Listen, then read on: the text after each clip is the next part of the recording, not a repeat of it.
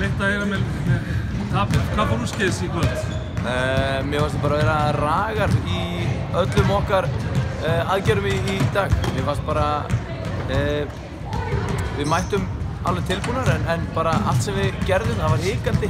Það var hik á því, það var lélegar sendingar, við vorum að missa boltan allt og oft. Við vorum ragar í skotunum. Þannig ég held að það sé bara svona samblanda af þessu öllu saman. Það var bara vantaði smá hvað segir maður, vantaði bara að þóra þessu. Fyrsti leikur ykkar á sísónu var gegn Fjölni og það var nokkuð jafnleikur. Já. Þið voru með einhver meiðsli í liðinu ykkar, en var það bara að fara að pressa hann á hinu liðinu eða bara? Nei, þetta er bara, þú veist, þetta þróaðist bara svona og ég meina, burtséð frá því hvort sé meiðsli á mér, það eru líka meiðsli þarna hinum megin og þetta er bara 5 stelpur mot 5 stelpur minn á vellinum, þannig að það skiptir ekki máli. Við bara í fyrsta leiknum þá mættum við bara tilbúnar í þann leik og bara spiluðum, vorum óragar. Það var ekki svoleiðis í dag, því miður.